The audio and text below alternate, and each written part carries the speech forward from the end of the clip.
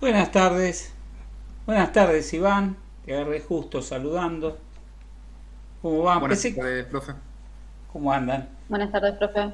Pensé que no iba a haber nadie. Yo, bueno, Buenas tardes. lamento que me tengan que ver a mí el lunes. Tendrían cosas más divertidas para hacer, pero yo tenía que grabar la clase Hola, buenas igual. tardes. ¿Qué tal? ¿Cómo andan? ¿Qué tal, Federico? Yo en algún momento digo, bueno, les grabo la clase y se la subo y yo aprovecho para irme a pasear, pero bueno, al final no tuve el tiempo, entonces digo, bueno, el momento de grabárselo, si viene alguien, viene, si no viene nadie, mala suerte, estoy como si estuviera, tardo lo mismo en grabarla. Y bueno, y me sale más espontánea, porque si no la toco cuando la grabo que no hay nadie adelante, y regrabo 200 veces hasta tratando de me vuelvo a peinar, llamo a la maquilladora, en cambio así sale más como viene al mundo. Bueno, eh, ¿qué es lo que pasa? Es una materia que yo le voy a tener que cambiar los días, porque no es que a mí me guste trabajar ni hacerlo venir los lunes, pero todos los lunes son feriados. Entonces, si vamos a tomar los feriados, resulta que queda una materia de 5 clases y yo les quiero dar algunas cositas de programación, porque me parece que muchos vinieron entusiasmados con el tema de la programación. Y no llegamos, si no. Fíjense un poquitito, vamos a cambiar la pantalla. Eh, Hoy la idea es que terminemos de cerrar lo de la clase pasada, esto de las interfaces con estos robots, las interfaces hombre-máquina, que todavía tiene un par de vueltitas de tuerca, aunque más o menos ya lo vimos. Después viene la parte de introducción a la electricidad, el electromagnetismo, la ley de Lenz, cómo funciona un motorcito, no todos los motores, un motor de corriente continua muy sencillito, un concepto. ¿Qué otros actuadores hay eléctricos que no sean motores?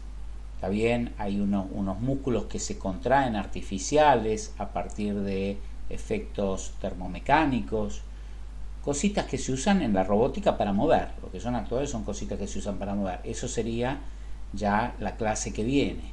Y después entramos en programación.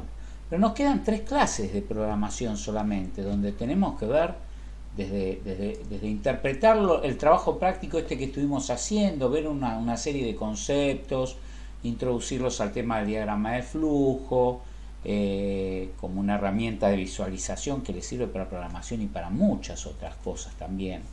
Eh, bueno, diagramas de estado, un montón de cositas que tienen que ver con la programación y después empezar a jugar con un simulador que se llama el Betco, haciendo programitas en la clase 14-15. O sea que tenemos 2 clases realmente, a lo sumo 3 si viene todo muy alineado, sin perder ninguna. Nos quedan 3 clases para ver la parte de programación y que ustedes jueguen en controlar un simulador. Entonces, si yo no doy alguna de estas clases, track, sí. Y como los lunes son todos feriados, entonces bueno, acá estamos un feriado. El año que viene voy a pedir que se pase al martes la clase. Espero que no pasen todos los feriados al martes para no comerme todos los feriados, porque un feriado podría ser, pero viste, 3 4 en un cuatrimestre no hay materia que lo soporte, salvo que estés dando rascarse la axila 2, no sé, una materia así de ese tipo. Bueno, vamos a ir al grano. Esta es la explicación de por qué el fanático del profe le quiere dar. Yo también quisiera estar paseando, no dando la clase, pero como la tenía que grabar para que la vieran offline, y bueno, se la grabo con ustedes adelante y ya está. Vamos a ir concretamente entonces, ahora sí, vamos a empezar con la clase que es una continuación. Esperen que me olvidé de poner el programita que me permite controlar qué vemos y qué no vemos, que me ayuda un poquitito, me hace un poquito más fácil la vida para cambiar la imagen. Es un segundo y después nos va a agarpar escenas, entonces así conmuto desde el celular que vemos y que no vemos. Bueno, volvemos a darle una vuelta a las interfaces hombre-máquina. Habíamos visto antes de las interfaces hombre-máquina, habíamos visto una clasificación de robots, ¿está bien? Y habíamos visto que había robots de todos los tipos. Había robots aéreos, había robots acuáticos, había robots para funcionar en Marte, para funcionar en la Tierra, había robots con rueditas, con patitas, con 2 patitas, con 4 patitas, con 200 patitas, que se arrastraban como una víbora, que no, que eran duros, que eran blandos. Pero hay una distinción que yo no sé si no les pasó desapercibida, que muchos de los robots están controlados sus movimientos por un programa que tienen adentro. Entonces, cuando el robot tiene 40 patas y mover las 40 patas es un problema del programa que tiene y del programador que lo programó, el usuario le dice 100 pies, anda allá, y le pasa las coordenadas donde tiene que ir el 100 pies. El 100 pies se encarga y va chucu, chucu, chucu. ¿Cómo mueve las piernas? El usuario no le importa un rábano cómo mueve las piernas. Porque el programador, haciendo esos algoritmos, vieron, de animación de Disney, hace que las piernas se levanten haciendo las trayectorias sincronizadas todas entre sí para dar un movimiento consistente, o de un cuadrúpedo, o de un bípedo, o de un centúpedo, para llegar a donde tiene que llegar. Pero ¿qué pasa si yo te digo a vos, digo, no, este robot no lo controla el software? Este robot ahora lo estás controlando vos con un joystick. Ahí es donde se nos vino el problema de la clase pasada, que yo no sé si lo destaqué así. Porque vos decís, esperá, yo con un joystick controlo una pierna, con 2 joysticks controlo 2 piernas. ¿Cómo hago para controlar 100 piernas al mismo tiempo? Y acá son los problemas que nos surgieron de estos de interfaz hombre-máquina. Y donde aparecía que no nos alcanzaban las manitos ni los piecitos para controlar algo que tuviéramos necesidad, un robot que no se controlara por software, sino que tuviéramos necesidad de que fuera una prolongación nuestra y que hiciera lo que nosotros queríamos que hiciera, tal como el caso de un cirujano robótico. Acá yo al cirujano robótico no le pongo el programa, la opción de menú, operar vesícula, presiono un enter y me voy a dormir. Y el robot analizará la imagen y dirá, bueno, la vesícula la tiene más acá, la tiene más arriba, y cuando termino ya está el fulano operado. No, en 20, 30 años, ¿puede ser? Sí, puede ser, ¿por qué no? ¿Por qué no? Pero hoy, el cirujano se tiene que comer todo el chubasco de mover todas las patitas de esta araña de 40 patitas. Y ahí ese es el problema, que yo no sé si logré transmitir la clase pasada, que era, bueno, ahí el cirujano necesita cada dedo, cada codito, cada pedal, va sustituyendo, va haciendo. Con una complicación más, que es que el que controla transmite una cadena de órdenes para que el robot se mueva, pero no está sintiendo nada de eso. Él ordena un movimiento, pero no sabe cuando las pinzas se cierran sobre un objeto y si el objeto es duro o es blando. No tienen sensaciones, no tienen ningún tipo de realimentación sensitiva de lo que están tocando las distintas pincitas del cirujano robot dentro del cuerpo. Entonces, eso, si yo tengo que ponerle con una pinza, presionar una arteria, comprimirla para que no salga sangre, yo no quiero hacer una milanesa, quiero comprimir la arteria. Si yo me zarpo y el robot presiona demasiado, lo que hizo fue destruirla, no comprimirla. La comprimió, pero cuando la suelte va a quedar una babita de tejidos aplastados que ya no van a servir nunca más. Entonces, estaría bueno que yo pueda controlar la fuerza, que te dé la mano robótica y que después no te quede un muñón donde te di la mano, ¿está? Entonces, que me vuelva una información de estoy presionando, ¿cómo estoy presionando? ¿Estoy muy fuerte? ¿No? Eso era el segundo desafío. Y eso da origen a una definición que es un área apasionante, que es la interfaz áptica con H, pero que estoy buscando la diapositiva para mostrárselas. Interfaces mixtas, áptica, H-A-P-T-I, latina C-A. Son dispositivos muy experimentales, muy en desarrollo, que permiten que el usuario, que el que quiere controlar algo, tenga una sensación de eso que está controlando, como pasaría con un cuerpo, con mi propio cuerpo. Yo, cuando quiero controlar mi mano y voy y pongo una pinza de puntas, una pinza coger, un escalpelo, cualquier herramienta de cirugía o de electricidad o de lo que sea, yo siento esa herramienta pasa a ser una prolongación de mi cuerpo y tengo sensación a partir de mi experiencia de uso de esa gubia, de esa cuchilla, de esa trincheta, si está cortando, cuánto está presionando, de un montón de cosas. Esto, lograrlo que sea a través de un manipulador robótico. O sea, que si yo agarro un mouse, supongan que acá encontré un pincel, no encontré un mouse, pero encontré un pincel, y este es el mango del mouse. Yo le doy al mango del mouse, del joystick quise decir, le doy al mango del joystick, y que de pronto, si el mango del joystick está moviendo algo que hace tope, se me frene y se me oponga. Y yo le diga, uy, o sea que supongamos que yo en la vida tuviera que hacer fuerza con algo realmente, que sienta esa fuerza, ese esfuerzo, esa dificultad, ese tope que sentiría si lo estuviera haciendo en la realidad. Si yo te quiero dar una piña, primero hay aire, hasta que te impacto en la cara. Ahí empiezo a sentir presión, algo me limita el movimiento, no puedo ir más allá.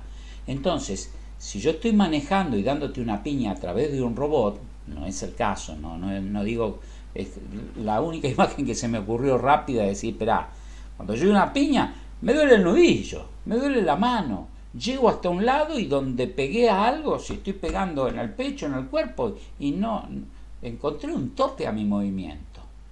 Si esto lo estoy manejando desde un joystick y estoy tratando de pegar esa piña con un movimiento de un joystick, debería encontrar el mismo tope.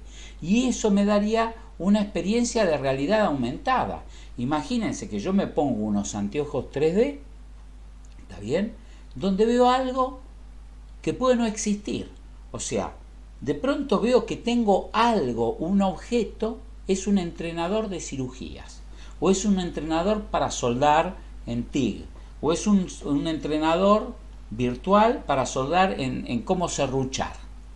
Entonces me pongo y yo veo ahí una barbero número 5 con un cacho de madera y cuando estiro mi mano veo que aparece un serrucho en la imagen, que se lo emboco a la madera, y cuando yo le doy a mi interfaz para serruchar, porque estoy entrenando el movimiento, o sea que tengo que hacer una interfaz que yo la sienta como si fuera el mango de un serrucho. Si no, moviendo un mouse o el dedo sobre una pantalla, yo no me voy a entrenar en serruchar. ¿Tá? Podré entender el concepto del serruchar, pero el entrenamiento físico no lo tengo. Entonces tengo que tener una interfaz que sea como un serrucho. Agarro un serrucho y cuando le doy así, se opone como si fuera un serrucho. Siento las vibraciones del serruchar, siento la oposición de la madera en distintas partes cuando está muy comprimida, que ya los bordes de madera se empiezan a calentar y me empiezan a comprimir la hoja del serrucho y le cuesta avanzar. Si alguien serruchó sabe todas las variaciones que hay de serruchar un palito chico, una madera grande, si se dobla y se comprime, si no. Bueno, tener todas esas vivencias a partir de la interfaz áptica. Entonces, puedo ver algo que no existe con unos anteojos, o sea, puedo serruchar infinitas, inagotables maderas o hacer una artesanía del tipo que sea, o una práctica de cirugía, o una práctica de soldadura, o lo que sea, con un simulador que me va a dar no solo la visión, porque la visión es un sentido muy importante para crearme una realidad virtual, es importante, pero si además tuviera unos auriculares y escuchara ruidos que son acordes a la actividad que estoy haciendo, si es una actividad que genera ruidos, y si mi dispositivo de interfaz se opusiera y me realimentara esas mismas sensaciones de resistencia y de vibración, sería una experiencia que sería muy parecida a la realidad, sería virtual, pero tendría el mismo entrenamiento que si lo estuviera haciendo de verdad. Acá hablé de entrenamiento, las posibilidades son inagotables. Que liberen un poco la cabeza y se pueden imaginar absolutamente cualquier cosa, muchas que ya están. Estoy hablando incluyendo dispositivos sexuales, lo que sea. Digo, hay cosas buenas, hay cosas de divertimento, hay cosas de entrenamiento, hay cosas científicas. Un cirujano puede operar a distancia, no se está entrenando, está haciendo una operación que la está realizando un cirujano robótico en una base marciana, y el mejor especialista de la Tierra está operando en Marte y está usando una interfaz donde está viendo como si tuviera el paciente delante, con una laparoscopía, o sea, con un sistema. No necesita, lo que vería lo mismo que si estuviera operando con un microscopio, con un dispositivo de aumento, con una interfaz 3D, y con los deditos que están moviendo, controlando, están teniendo una sensación, una resistencia. Y esto es algo que se ve en el video que está subido del cirujano Da Vinci, que vamos a aprovechar primero, o sea, para ver esto, lo de interfaz áptica, y después para explicar algo, porque yo la vez pasada les conté que ese video no me lo bloquearon y no lo van a poder ver dentro de la página. O sea, van a tener que ir, está acá, es este que dice cirujano robótico Da Vinci, pero que si le hacen clic no funciona, no funciona y no funciona y no funciona. Entonces yo les puse acá el link. Agarran este link de acá, lo copian, abren una página del navegador, lo pegan ahí, le dan enter y ya directamente los manda a esto. Esto es una cirugía real hecha con el Da Vinci. Nombro el Da Vinci porque es uno popular y que hay material, pero no quiere decir que el único cirujano robótico del mundo sea él.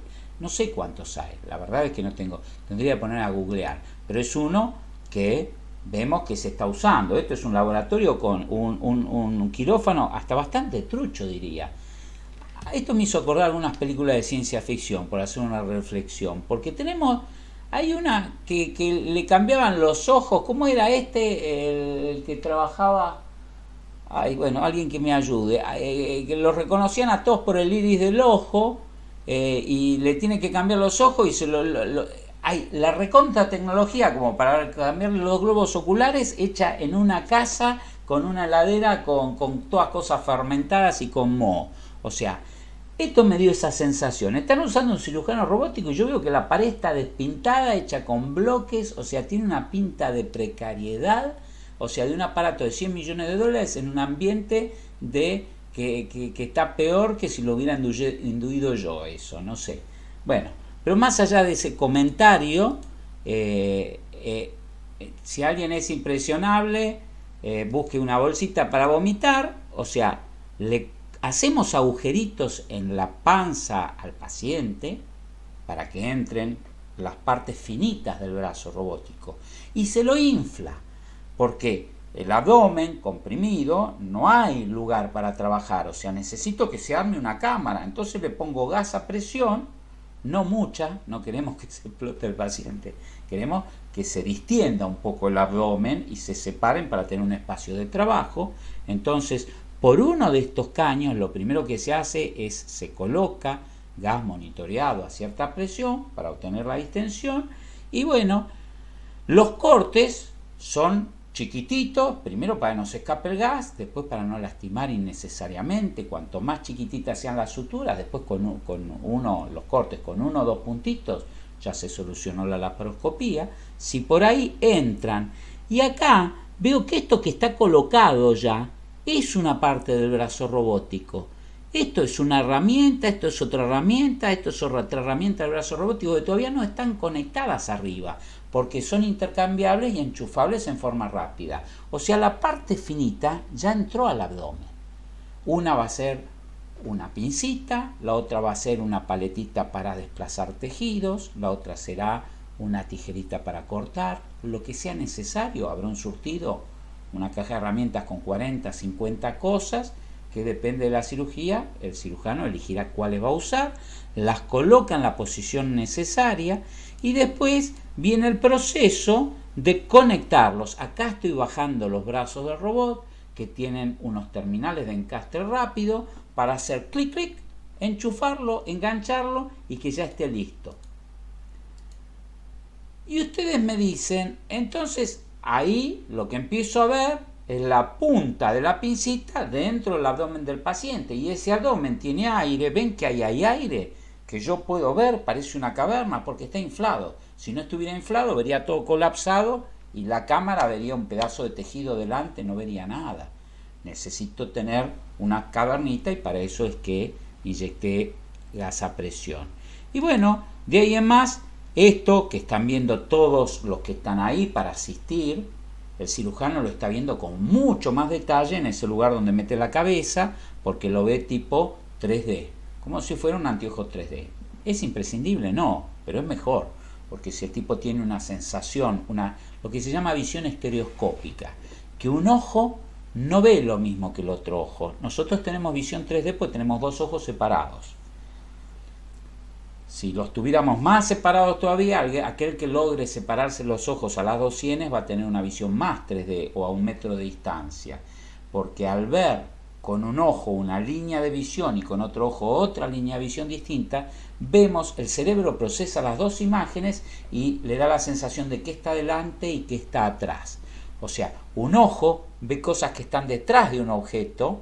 Yo desde acá veo el atrás, que si veo con el otro ojo las veo ocultas. Entonces, este juego de ocultamientos o no es el que me produce la sensación de profundidad. Y en eso se basan todos los sistemas que ustedes vean de anteojos 3D. Le mandan una imagen distinta a cada ojo. De alguna forma, los ojos, depende del ángulo con el que vean la pantalla, ven cosas separadas y esas dos cosas separadas el cerebro las procesa y ve una profundidad inexistente. Bueno, el cirujano ve eso y ahora seguimos, se pone acá, el señor es ven la pared, mire, con humedad, con rajaduras. Yo parezco una de estas señoras que se queja por todo. Yo digo, no puede ser, eso se tiene que estar desprendiendo pedazo de pared, bueno, no importa. Esperemos no llegar nosotros a tener el coso.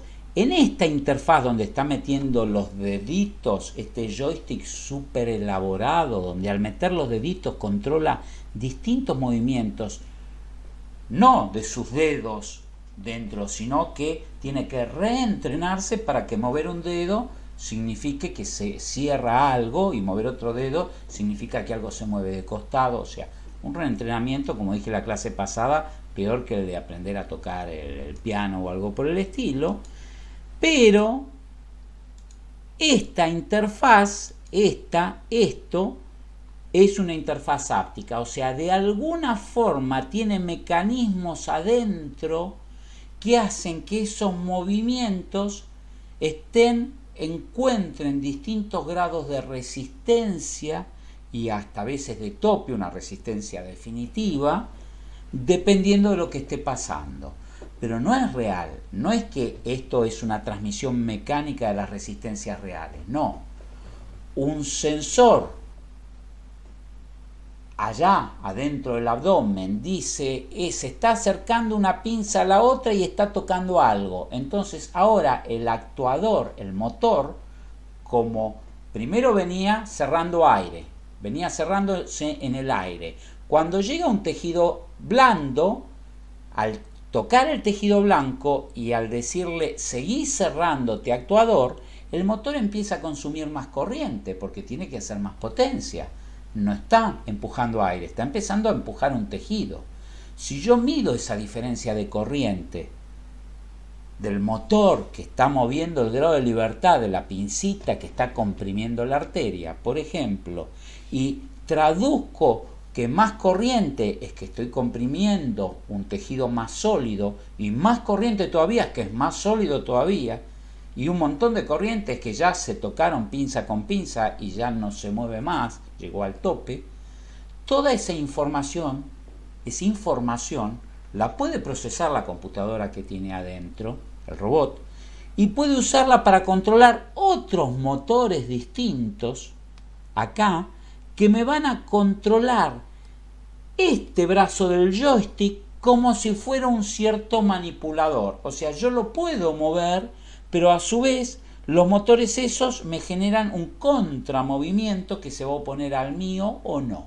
Si estoy moviendo el dedito para cerrar una pinza en el aire, no voy a encontrar resistencia hasta el momento que se toque el tejido blando. Ahí el motor, que estará acá adentro o acá o donde sea, me ofrecerá un poco de resistencia y me va a permitir saber no solo la visión, sino el tacto de que ya toqué, ya hice contacto.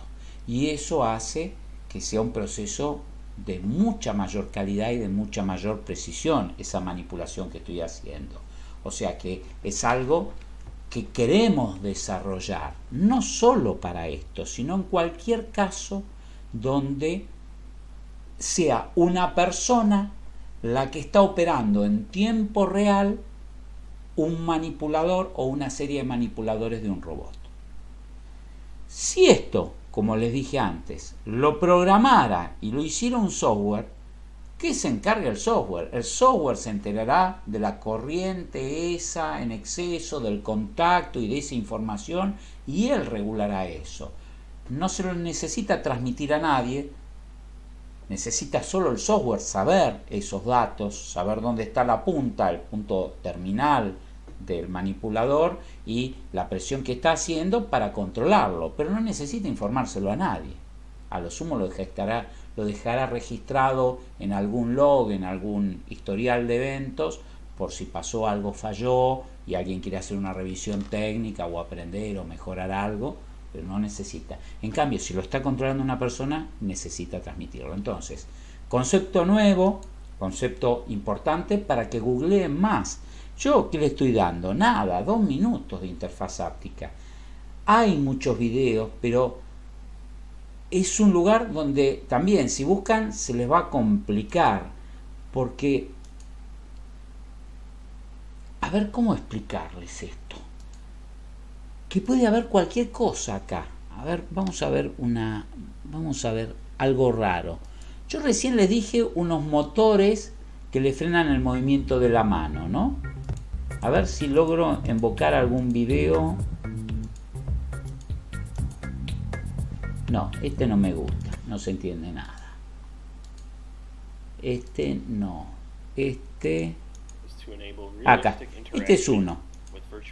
Fíjense todo el engendro que hay que hacer para sentir 4 dedos, solo el movimiento prensil. ¿Qué es el movimiento prensil? El movimiento de cerrar estos 3 dedos y este dedo en oposición al pulgar para agarrar un vaso. O sea, yo quiero agarrar esta taza y quiero saber que llegué a agarrarla, vengo en el aire, ¡tuc! Y ahí la toqué, 3 dedos de un lado y otro del otro. Miren el cachafaco, la cosa, el engendro diabólico para eso. Y no me está dando información si un dedo se mueve para arriba y toca con la manija, porque si yo acá mi taza tuviera una manija y un dedo lo muevo para arriba, debería sentir un tope para arriba de la manija, un tope para abajo de la manija, un tope hacia afuera, si lo separo, si tengo el dedo dentro del manijón de la taza, ¿no? O sea, que acá solamente estoy sintiendo a la compresión o a la extensión del grip, del agarre, cierto grado de resistencia y cierto tope. Esto tiene motorcitos, tiene frenitos, tiene todo el control electrónico, inalámbrico, no vemos un cable, o sea, esto recibe información y puede hacer que si yo con los ojos cerrados estiro la mano con esto puesto y quiero cerrarla, sienta que cerré sobre algo que es cilíndrico, sienta que cerré sobre algo que es triangular. O sea, puedo sentir que agarré una esfera. ¿Está bien? Si el software quiere, me está simulando topes en los recorridos de una esfera que van a ser sensibles a qué tan separados estén los dedos, porque si vengo con los 3 dedos juntos, van a actuar casi como un solo dedo grandote, más grande, tocando la esfera muy cerca. Si los 3 dedos vienen muy separados, van a cubrir distintos lugares de contacto en el radio con distintos recorridos. Bueno, tiene que tener en cuenta todo eso, esa interfaz. Y va a ser distinto si me quiero cerrar sobre una esfera más chiquitita, voy a sentir el tope en otro lado.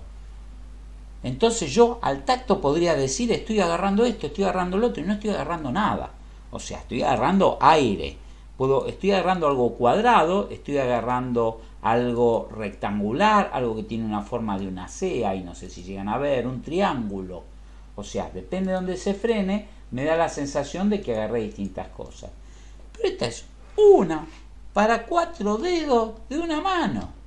Pero en otro caso están estudiando otra interfaz áptica que con ultrasonidos, con muchas ondas de ultrasonidos, me generan una sensación de presencia en el aire de algo que no está, como si fuera un holograma. ¿Ustedes saben qué es un holograma? Cuando yo veo una imagen de algo que parece tener volumen, que parece que estuviera delante mío, pero no hay nada. O sea, veo esa... lo saben de las películas, les aparece la princesa Leila, yo que sé quién ahí de la nada, y medio con un glitch, con una interferencia, y les transmite ese mensaje secreto, esa cosa ahí, y de pronto hace puff y desapareció la princesa Leila. Bueno, eso es un holograma. ¿Qué pasa con un holograma táctil?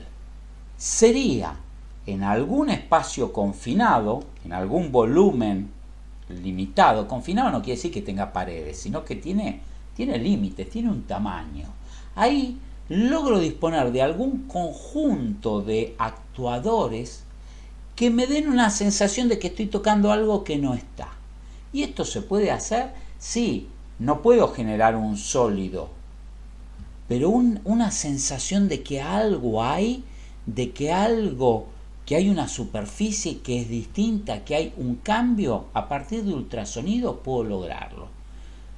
Yo, cuando lo escuché por primera vez hace 2 cuatrimestres, que buscando encontré eso de casualidad, me quedé, porque la verdad es que yo hasta que no lo sienta todavía no lo creo. Yo no tuve esa experiencia de que pueda sentir como que hay un objeto donde no hay nada a partir de un montón de microparlantitos ultrasónicos que generan una imagen de interferencia que me permitirían acariciarle la cabeza a alguien que no está ahí.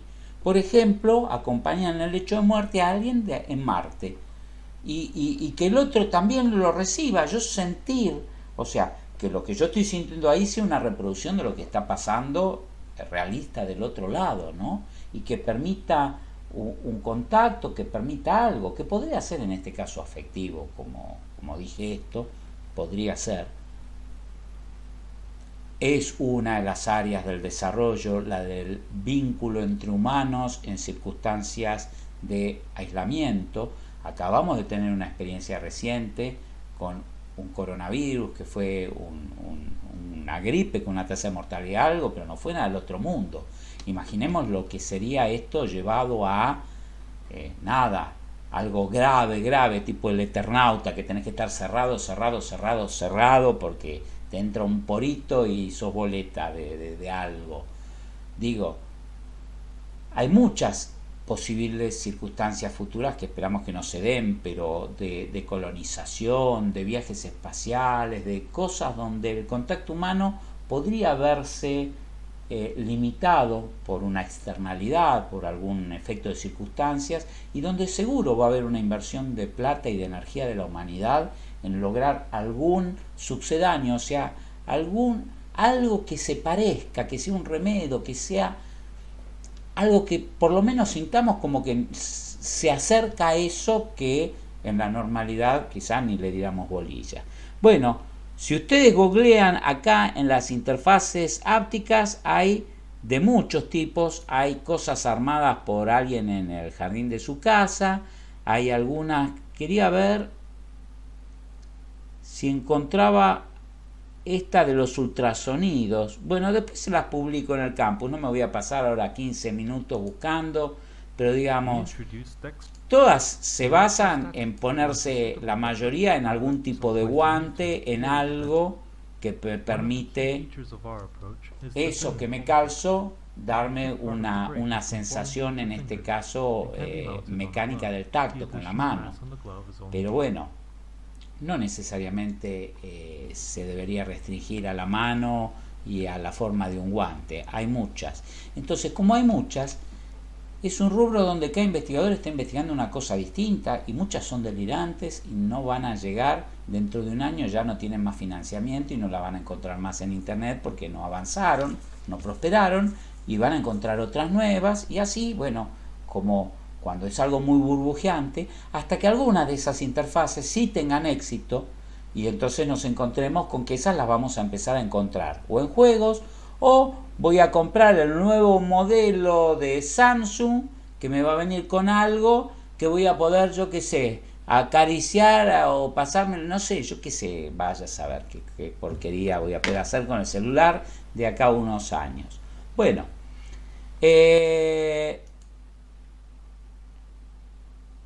me perdí. ¿Qué quería hacer? Y estamos analizando las interfaces hombre-máquina, que son una problemática que surge con cierto tipo de robot donde el ser humano las tiene que controlar en una forma exhaustiva, detallada. O sea, no puedo controlar más o menos un cirujano robótico, pues si no, armo un desastre. En vez de ayudar, mato a alguien. Pero, ¿qué otros tipos de robots necesito un control? Aquellos que me prolongan, aquellos que me acompañan, aquellos que son prolongaciones, proyecciones de mi cuerpo, faltantes de mi cuerpo. Y ahí vimos el caso de las prótesis. Ahí claro que también lo tengo que manejar. El auto va como un auto, pero yo mi pierna quiero que vaya como va mi pierna, no como la pierna de otro, ni como la pierna de una araña, ni como la pierna de un caballo. Quiero que vaya como la pierna mía, que se parezca, que exprese mi carácter, que exprese mi forma de moverme, que exprese un montón de cosas sobre mí. Y bueno, y ahí habíamos visto que estaba todo ese tema de cómo sincronizar ese movimiento de una forma que yo no estoy moviendo mis dedos para que se mueva mi pierna para caminar, porque yo podría hacer una interfaz donde me pongo un guante y cuando muevo este dedo para arriba se me mueve el pie para adelante. Entonces yo estoy haciendo así y estoy logrando caminar, yo controlando como una especie de titiritero. Vieron que el titiritero mueve algo que se traduce en un movimiento que no tiene nada que ver. Esto es una buena metáfora. El titiritero, un movimiento así, de costado de su cruz de titiritero, logra que un títere zapatee o toque la guitarra o hago algo que parecería tiene poco que ver con el movimiento que él hizo de desplazar en rotación en dos ejes, en X y en Y, rotó sobre dos ejes un comando de control. Bueno, acá lo ideal sería que yo, mi pie, lo mueva queriendo mover mi pie. Entonces, o lo muevo con el muñón, si es que tuve una cirugía y tengo una ablación parcial de un miembro, o sea, recojo información, como explicamos en la clase pasada, de ese muñón, si es posible, o sea, tiene que haber suficientes músculos ahí para que yo los pueda ponerle sensores, sensar esa actividad neuromuscular, esa actividad eléctrica y traducirla a que los motores correspondientes de lo que reemplazo, que no tengo, se mueva acorde a esos músculos que serían lo que controlarían eso que está faltando. Entonces, yo pienso en mover la pierna, el músculo que debería mover eso que no está, ese pie que no está, se contrae, esto lo recibe y controla un pie robótico que sí está en lugar del pie que no está. Entonces hasta ahí va todo bárbaro. Pero siempre es posible, no. A veces no tengo dónde conectar los electrodos. Y acá viene un caso extremo, duro, pero que es otro de los videos de clase, que es, es interesante. Yo hasta que no tuve que buscárselo para ustedes, yo la verdad que no sabía que se hacía eso. La reinervación muscular. Y acá vemos un señor, quien lo haya visto ya sabe de qué se trata, que la verdad que, pobre hombre, ya no me acuerdo cuál era la historia, pero manejar el auto con la boca es algo que no me hubiera imaginado posible. O sea, no tiene muñones en los dos brazos superiores donde conectar nada. No le quedó un pedacito de bíceps y un pedacito de tríceps, porque la ablación es tan alta a la altura de la articulación del hombro que no tiene donde conectar nada. Entonces, en esos casos, mirá lo alabarismo que es vivir esa vida. O sea, son cosas que además de aprender robótica, uno la verdad que no se imagina la voluntad y la pasión que tiene alguna gente para vivir y para arreglárselas. Y uno se queja de que no le anda la aspiradora o yo qué sé qué. Bueno, más allá de todo esto, lo que usan casos como él para experimentar esto que llamamos reinervación muscular. Hay músculos acá en el torso, esperen que vea alguna imagen, ahí la dejamos ahí quieta, es una imagen medio... Ay, me tardé mucho en frenarlo. Ahí. Hay músculos pectorales, muchos grupos musculares que tienen controles neurológicos separados. O sea, el cerebro, si lo entrenáramos, o sea, mi cerebro no tiene la menor idea de que están esos músculos, o sea que yo digo fruncite y mi cerebro dice lo que, no mueve nada. Es como decir yo mueve la oreja para adelante. ¿Vieron que hay gente que mueve la oreja y la flexiona? Bueno, mi cerebro no está fallado.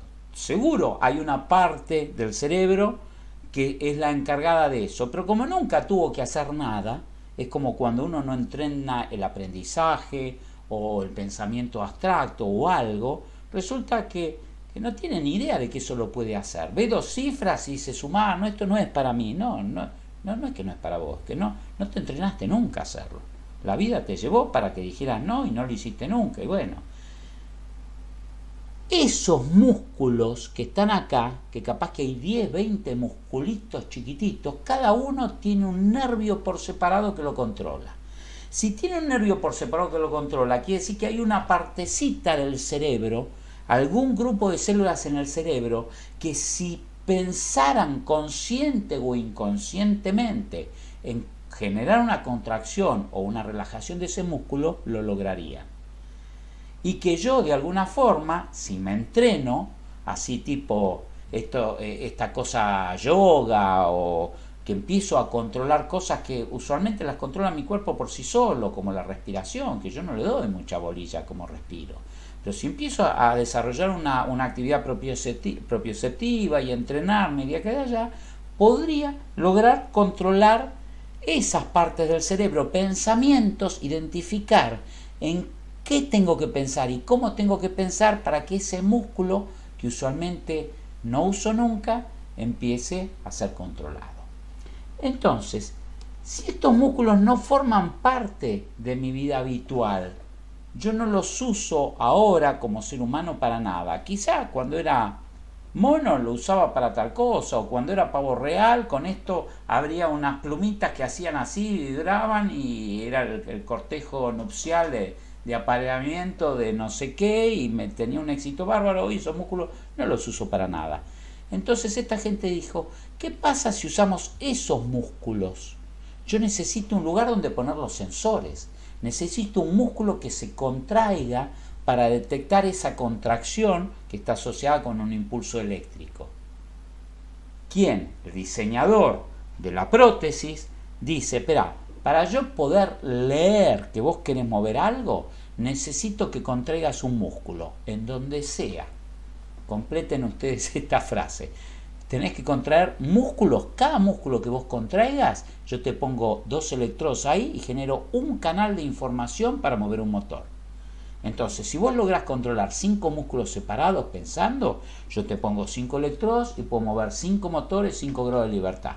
5 deditos, un movimiento más complejo, algo te puedo, reentrenando. No vas a pensar en cerrar la mano y se va a cerrar la mano, vas a tener que reentrenar el cerebro para pensar en algo que es mover esos músculos del pecho que nunca habías movido, y moverlos con un orden y con una intensidad y con una secuencia que se condiga con toda la secuencia de contracciones que se producen al cerrar y agarrar un vaso.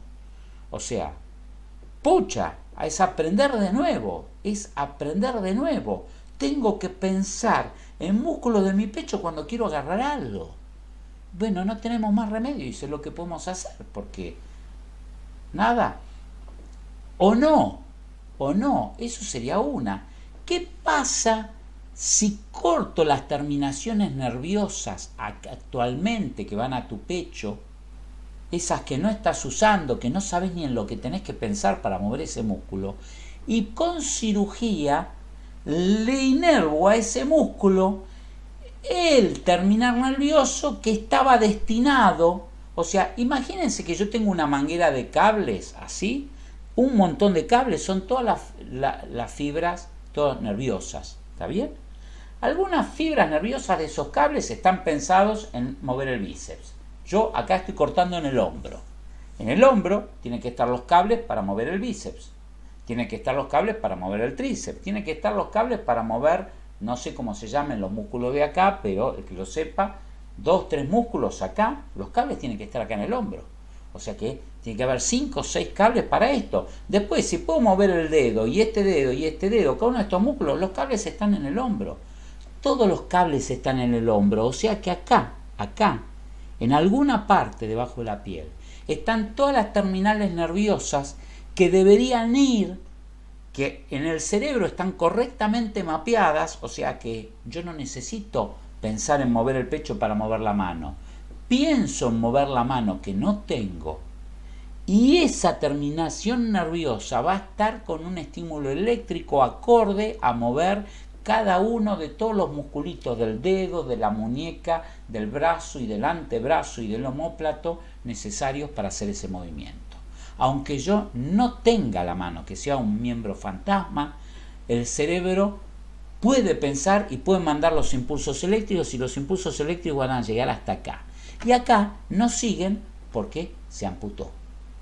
Pero si yo hago una cirugía y pesco esos terminales nerviosos y de alguna forma los redirijo y los reconecto a estos músculos del pecho, no me quiero imaginar ni cómo, microcirugía estamos hablando, ¿no? ¿Está bien? Terminales nerviosos, unas pocas células nerviosas empalmadas, unas que iban hacia un lado, que deberían ir hacia la muñeca, las empalmo con el pecho. ¿Qué hago? Le pido prestado a esta zona, a estos músculos del pecho, ya los desconecto del cerebro de su lugar de conexión inicial, que no se usa para nada, que tiene telas de araña, y reconecto estos músculos a los terminales nerviosos que me deberían mover el bíceps, el tríceps, el de la mano, el de acá, el de arriba, el del dedito, el de la falange y el de la oposición. Entonces, si yo logré rescatar 20 músculos acá conectados con esos 20 nervios, que son los más útiles, cuando piense en mover, cerrar la mano, voy a tener una pequeña contracción acá, imperceptible. Es un músculo chiquitito, o sea que no es que me voy a doblar así porque cerré la mano.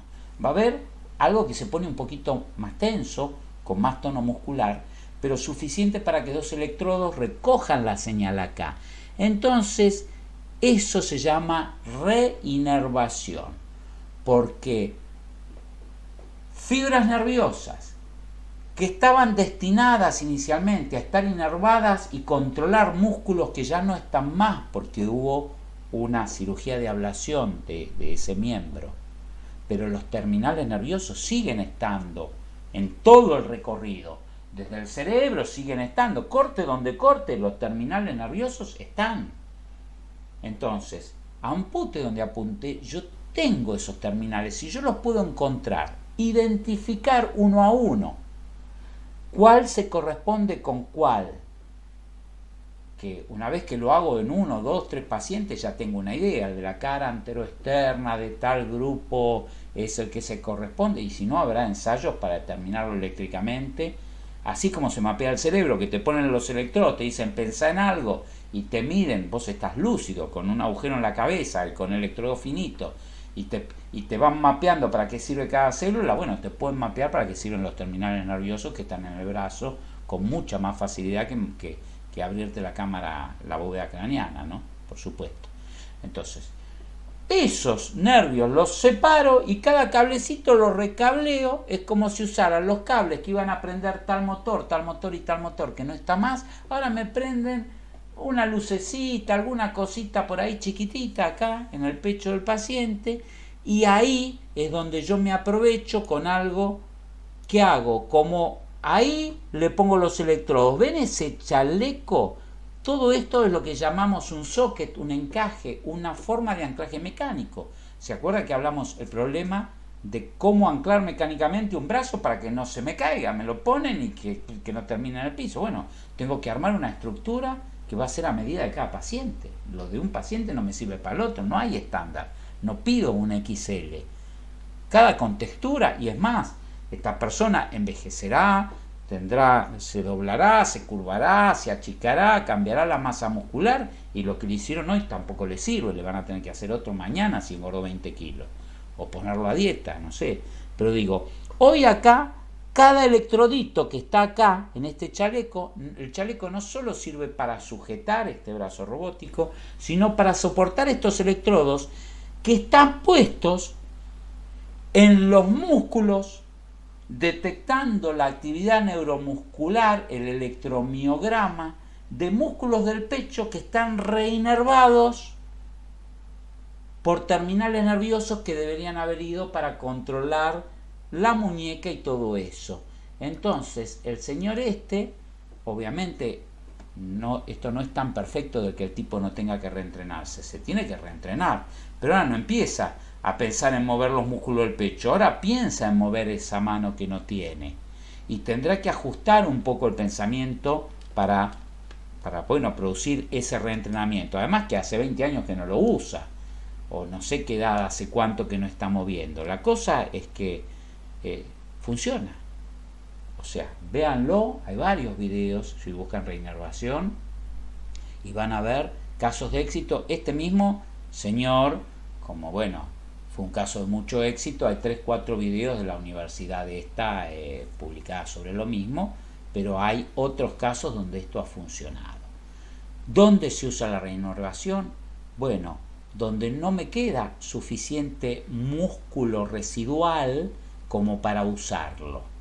Si tengo un pedazo, o sea, un muñón del miembro superior o inferior suficiente grande como para recoger de ahí información eléctrica de los músculos que están, bárbaro.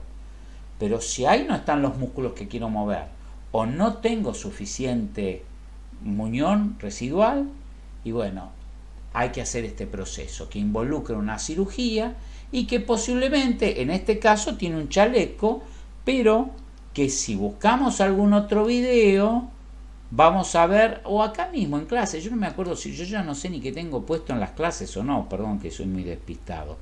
Interfaz, acá tenemos un video donde se ven las dos cosas al mismo tiempo. Solucionaron el tema del chaleco. En este caso, makes Johnny the first person in the world to have both. ¿Qué es lo que pasa?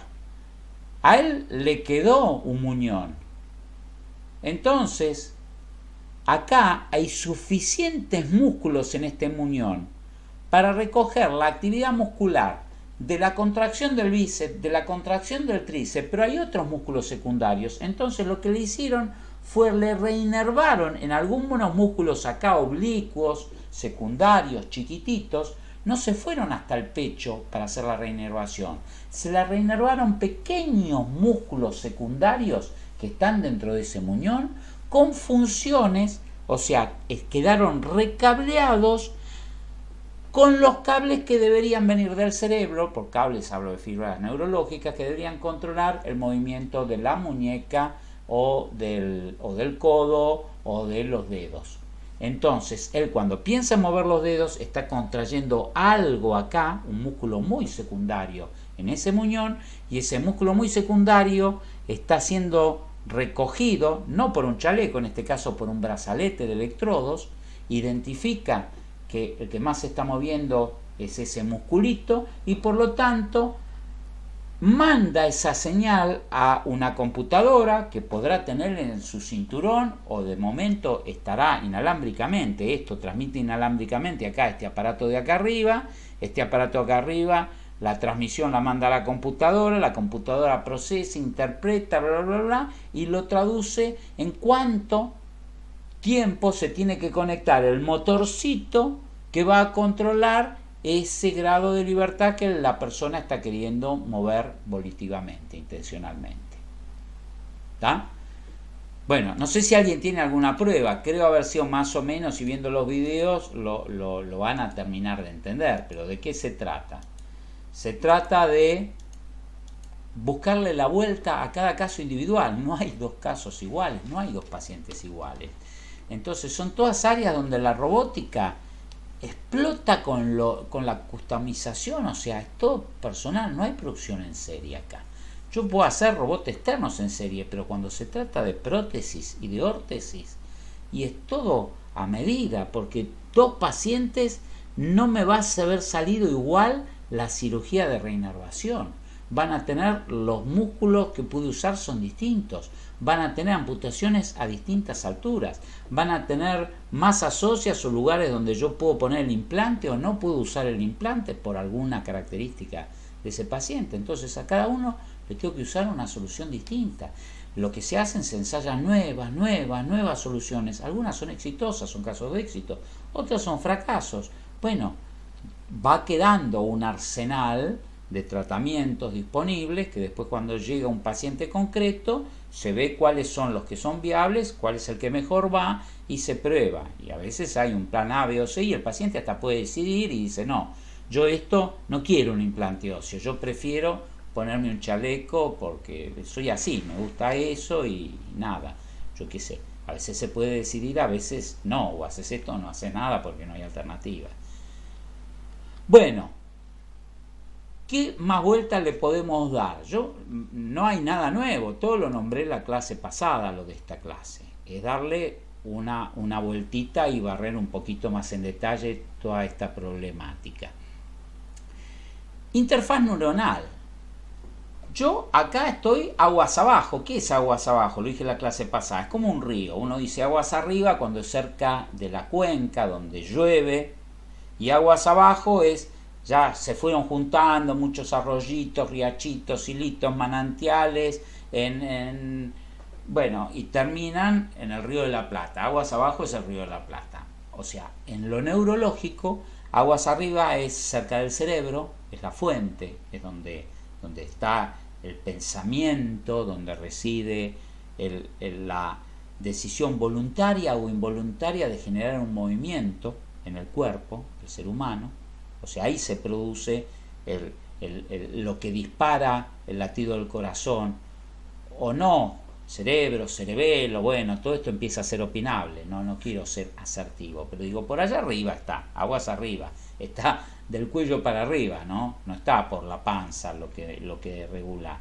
Después puede haber tareas descentralizadas, puede ser que algunos movimientos del corazón se regulen localmente, porque el disparo eléctrico produzca una onda que se propaga y se van contrayendo en forma secuencial. Bueno, eso son dinámicas propias de cada músculo, donde los impulsos eléctricos van viajando y van produciendo una secuencia de contracciones que avanza. Bueno, yo qué sé, eso no quiero entrar en detalles, pero la decisión, de alguna forma, que controla todo el asunto está en el cerebro, de lo voluntario y de lo involuntario, cerebro, cerebelo. Entonces, aguas arriba es ahí. Hasta ahora los sensores eran aguas abajo. El nervio, el terminal nervioso que me llega hasta acá, le recojo esa información desde la piel a través de un electromiograma por la contracción de ese músculo que está ahí abajo, que me genera un impulso eléctrico detectable. ¿Por qué no me conecto directamente al terminal nervioso? Porque es un problema. Sería más preciso conectarme, en vez de reinervar el terminal nervioso a un músculo en el pecho o en el muñón. ¿Por qué no ahí donde tengo todos los hilitos, los cablecitos? ¿Por qué no le pongo un chip y conecto cada terminal nervioso a una entradita del microchip? Entonces, cuando yo pienso mover la muñeca, recibe el impulso eléctrico directamente el microchip, me transmite la señal a la muñeca y a otra cosa. Bueno, eso sería lo ideal. Eso es algo que se busca, que se pretende. Lo que pasa es que es muy difícil, por eso se usan estas cosas que parecen más complicadas. Hoy resulta más fácil ese nervio hacer que controle otro músculo del cuerpo y después ponerle unos sensores a ese músculo e interpretar con una computadora que conectar una terminal nerviosa directamente. ¿Por qué? Bueno, porque hay un montón de problemitas. Uno, lo nombré en la clase pasada, es el de que conectar algo flexible, orgánico, con algo inorgánico, metálico, conductor, como un microchip o como un cablecito, es un problema de varias dimensiones. Es un problema porque es algo flexible con algo duro. O sea, el tejido se mueve y el cable se quedó duro ahí, no acompaña ese movimiento, por más fino que sea. Y entonces produce lastimaduras, produce por lo menos desconexiones internas. Se estaría desconectando. El cable tiene que tocar contra esta neurona y resulta que la neurona se movió y el cable se quedó. Y entonces ya hay un falso contacto. Te andaría, a veces sí, a veces no, lo tendrías que golpear la prótesis para que reenganche. No sé, sería un problema. Eso es uno. La otra es que hoy por hoy, o hasta hace poco, todas las terminaciones eléctricas de los circuitos integrados, cuando digo un chip, hablo de un circuito integrado, pero hablemos de un cable, las conexiones destinadas a todo lo electrónico funciona con electricidad, muy poquitita, muy poquitita, mucha, pero es electricidad. Entonces, para conducir electricidad se necesita un conductor. Y hoy por hoy los conductores eran los metales. Cuando yo pongo un metal en contacto con tejido vivo de un cuerpo humano, se produce un proceso que de entrada, si es que el tejido se queda quieto y no hay falso contacto, como dijimos recién, o sea, el tejido está quieto, entonces el electrodo rígido está tocando la neurona esa y está recibiendo los impulsos eléctricos, está todo bien. Está todo bien una semana, 2 semanas, pero el cuerpo detecta a este metal como un cuerpo extraño y le empieza a hacer un tejido cicatrizal alrededor del electrodo. O sea, lo empieza a enfundar con algo protectivo para aislarlo del cuerpo. No queremos extraños, o sea que los rodeamos y los aislamos. Le hacemos una tela araña alrededor de células cicatrizales. Y bueno, entonces ese electrodo que funcionaba muy bien al principio, resulta que a la semana, al mes, al año, no empieza a funcionar bien, empieza a funcionar mal. Y la única solución de eso es encontrar materiales que sean biocompatibles, que el cuerpo no rechace y no genere ese tejido cicatrizal. Y eso recién se está produciendo, esos avances técnicos ahora. O sea, no a nivel oseointegración, que vimos que ya están, que el titanio es un material biocompatible a nivel que le crezcan células de hueso. Eso está bien, pero ¿hay algún material biocompatible eléctricamente que yo conecte y que se me generen células madres neurológicas y que se me produzca la soldadura eléctrica para que no haya falso contacto entre mi terminal hecho de ese material y mi tejido vivo neurológico? Y por ahora no, están ahí. Uno de los mayores avances está en un material que se llama grafeno, pero ya está medio quedando atrás, o sea, están avanzando en otras cosas. No tengo las últimas novedades, es un terreno donde, bueno, muy científico. Para aprender hay que aprender mucho como para entender a ver de exactamente qué están trabajando.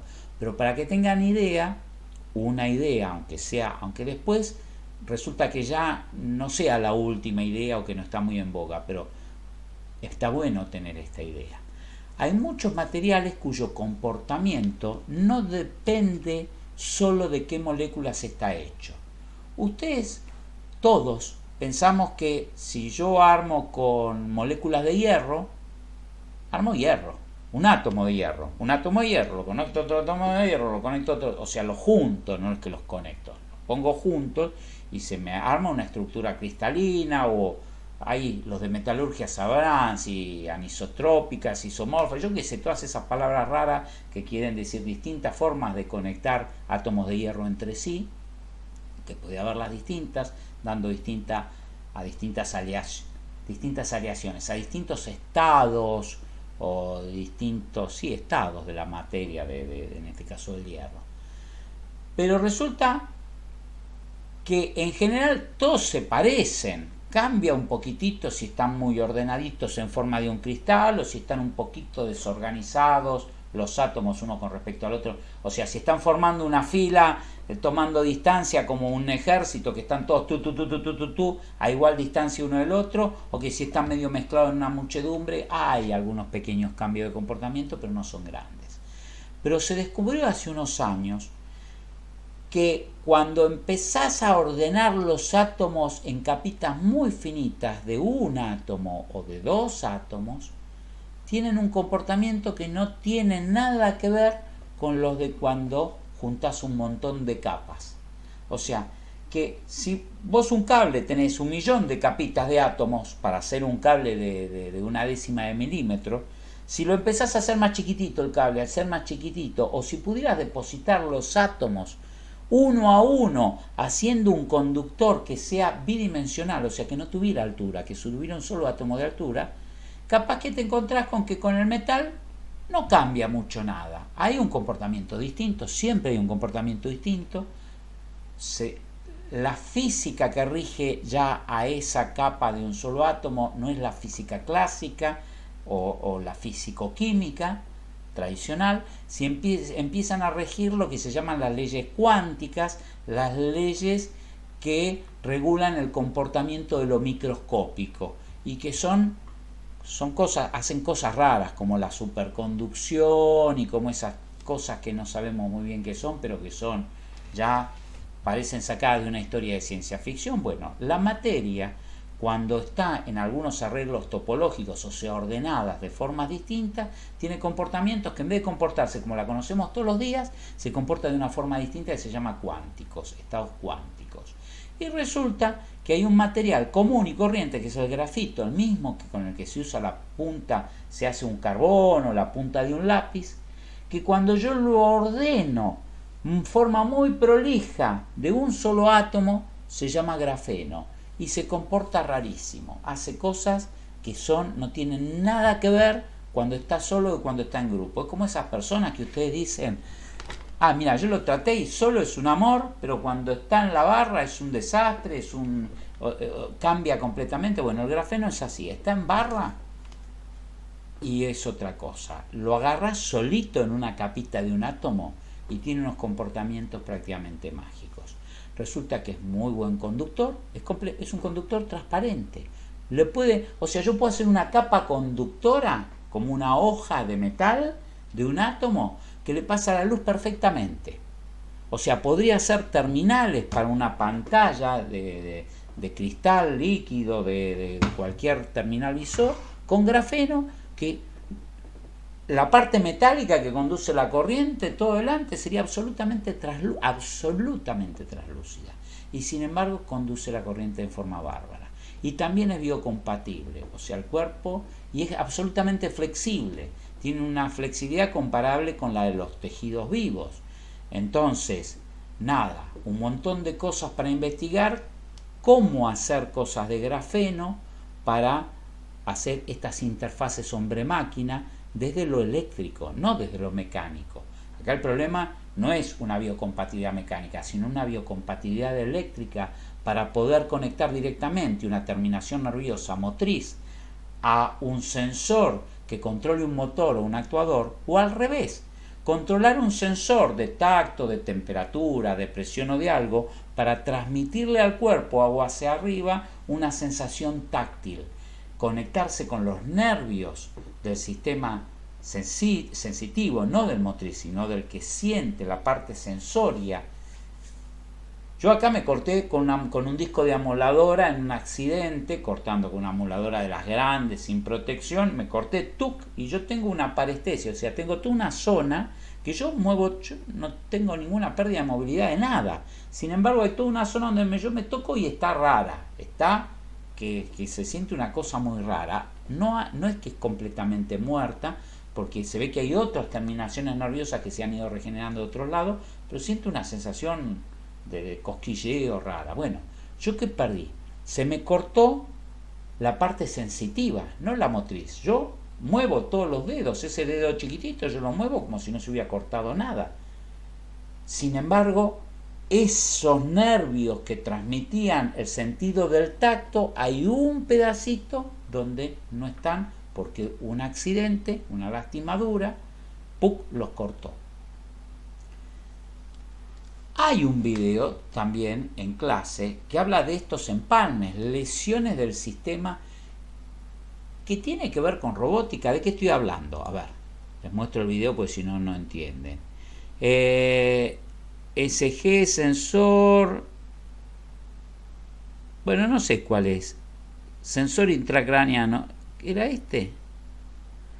Bueno, alguien me dice que sí, ahí lo tenemos a Federico que me dice que sí, que me está soplando.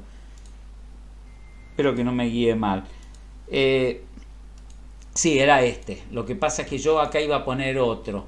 Este habla justamente de una lesión. Acá es una lesión que no es acá una boludez. Acá es la columna vertebral, es la espina, es la médula ósea, o sea, todas las terminaciones. Por acá viene la conexión que baja del cerebro aguas abajo. Y en cada espacio, las vértebras tienen lugarcito por donde salen pares nerviosos y sale por acá a esta altura el par nervioso que irriga, yo qué sé, la sensibilidad del cuello. Y un poco más abajo y el de los brazos y el de acá y el de... Digo, a lo largo de toda la columna van saliendo cables, derivaciones de cable. Depende de donde me lastime la columna, de ahí para abajo quedo desconectado. O sea que si es una lesión muy arriba, tengo desconectado todo el cuerpo. Si es una lesión muy abajo, puedo tener desconectado quizás solo las piernas, pero tener digamos, sensibilidad en la vejiga, controlar la micción y bueno, yo qué sé, distintos niveles de funcionalidad, depende de dónde se esté produciendo el problema. Pero que son lesiones importantes. Y uno de los problemas es que si estamos hablando de cómo unirnos, ¿será posible empalmar esto? O sea, hacerle un bypass, ponerle un cable y un puente. Lo que en electricidad sería un puente. Se me cortó un cable y le empalmo otro cable en paralelo desde antes de la interrupción a después de la interrupción que haga lo mismo. Bueno, se está probando con distinto éxito. Acá lo que vemos es una pavada, porque si bien una pavada en términos de que estoy reconectando dos cablecitos menores, no es una pavada para el usuario. O sea, el muchacho que está pudiendo agarrar las cosas, para él es muy importante. Pero digo, lo que estoy reconectando es desde el cerebro. Él tiene una lesión lo suficientemente baja para que él explica que el problema lo tiene del codo para abajo. O sea, él hasta el codo puede mover la mano. Quiere decir que el tipo de lesión por donde se le dio, yo no sé si es en la espina o es alguna lesión en el brazo o en el hombro o en donde. Esté donde esté, lo que se le afectó son los cables que le controlarían la parte motriz del codo para abajo. Entonces, aparentemente, esa lesión yo la podría puentear desde un poquito, desde antes que se produzca, unirla con un poquito después, pero quizá no es fácil conectarme ahí. A esta gente le resultó más fácil detectar en el cerebro qué parte del cerebro, ahí debajo, o sea, esto que tiene enchufado ahí, que no me preguntes qué siente el chabón, porque yo cuando lo vi dije, ¿no le tira el cable de ahí? ¿No le lastima eso? ¿Cómo está agarrado eso a la cabeza para tener un cable de ahí y que no le duela? Bueno, no sé. Eso es otro tema, pero digo, queda claro que hoy por hoy no es una tecnología cómoda. ¿Está bien? Que esto es más que experimental. Pero le han hecho una cirugía donde le han implantado un microchip que no sé si tendrá electrodos de grafeno o si tendrá una vida útil corta. No sé de qué se trata porque no lo aclara el video y no entré a investigarlo en profundidad, pero debajo le cortaron, le hicieron un agujerito, le abrieron la tapita de los sesos, le pusieron en esa parte del cerebro que está mapeada con controlar el movimiento de la mano, no con otra. No se la pusieron donde está el olfato, ni donde está el oído, ni donde mueve el codo, no, donde mueve la mano, ahí, que por suerte está todo sobre la superficie del cerebro. La mayoría de las funciones están sobre la corteza cerebral, no están en el interior. La parte interior hace funciones, algunas todavía desconocidas, otras de interconexión, otras de procesamiento, pero realmente las partes vinculadas con el movimiento, con el olfato y con la visión, están todas en la superficie, a flor o sea que puedo llegarle desde afuera sin tener que cortar cerebro, que si corto cerebro rompo todo, no puedo. Entonces, le ponen ese sensor, le cerraron todo y arriba le pusieron sujeto de alguna forma sobre el hueso esto que se conecta inalámbricamente. Esto no están los cables entrando al cerebro, sino que hay una interfaz con una bobinita, con algún tipo de transmisor, no sé cómo, que se conecta. El microchip del cerebro transmite inalámbricamente a esto que está acá. Y esto manda las señales. O sea que él, pensando ya no en forma distante como un electroencefalograma. ¿Qué es un electroencefalograma? Te pongo unos electrodos por acá, por acá, por acá, que reciben una idea del balance del 1.000.000 o 20 millones de ideas que estás teniendo por segundo. Porque vos estás pensando en lo que dice el profesor, estás pensando que tenés hambre, estás pensando en el alquiler de fin de mes, una parte de tu cerebro está pensando en papá y mamá, eso dice Freud, y en el inconsciente, y la otra está pensando en que tiene que respirar, ahora le toca inhalar, boludo, pues si no te vas a morir, y la otra está moviendo el esófago, yo qué sé, en el cerebro cuántas cosas están funcionando al mismo tiempo. No tenemos la menor idea. La actividad eléctrica de todas ellas, todas están generando actividad eléctrica. O sea que cuando vos pones un electroencefalograma desde afuera, escuchás una multitud de 1.000.000 de conversaciones privadas, todas hablando con la otra. Ahí va, porción de papa frita, mesa 15, pero son 2 millones de mozos gritando órdenes y cruzar. Y vos tenés una idea, si justo vos te pones fuerte, tengo que pensar en papa frita, resulta que podés lograr alinear que haya 1.000.000 de células pensando papas fritas, y que desde afuera el electroencefalograma tenga forma de papa frita. Entonces los científicos dicen, sí, logramos detectar una idea de papa frita, hace esta curva. Pero con un esfuerzo que el chabón tiene que estar sudando tinta china para lograr transmitir esa idea afuera. Entonces, eso no es práctico el electroencefalograma. Podré detectar 2, 3, 4 ideas desde afuera, pero pinta que no va a llegar muy lejos. ¿Qué es un electro? Un casquito que me pongo y que terminé, me lo saco, lo tiré y no me hicieron ninguna operación. Ojalá funcionara eso, porque no es invasivo. Pero bueno, aparentemente esto sí funciona mucho mejor cuando se trata de escuchar conversaciones privadas entre células, la actividad eléctrica de células ni siquiera individuales, pero pequeños grupitos muy especializados ya en el movimiento de la mano. Entonces ya tengo que hacer una operación y conectarme ahí, poner el micrófono en la conversación y no escuchar desde la esquina con esos micrófonos con la parabólica, que escucho todo lo que está pasando todo junto. ¿Está bien? No se usa el electroencefalograma cuando se quiere precisión, sino que se monitorea directamente con un implante intracraniano el funcionamiento de algunas células. No veo qué hora es, no sé si me pasé con la clase. No, 7:20. Pues escucho el WhatsApp, plu. Digo, a ver si está pasando algo raro. Bueno, la cosa es que esto es otro de los caminos que está abierto para conectar. En este caso, ellos se centraron en este video en, de estas señales eléctricas procesadas adecuadamente, genero otros impulsos eléctricos de nuevo, que se los aplico a los músculos del brazo, que él tiene el brazo, tiene una mano funcional, o sea, está todo, su cuerpo está todo, lo único que está desconectado, está cortado los cables que controlan los músculos. Entonces ellos, acá en el origen, detectan qué quiero hacer, lo interpretan con la computadora y acá le ponen unos terminales que estimulan a través de la piel la contracción de los músculos. O sea, hacen lo mismo que harían los terminales nerviosos propios inervados. Lo mismo. Más o menos, porque para hacer lo mismo debería ser una cirugía en profundidad.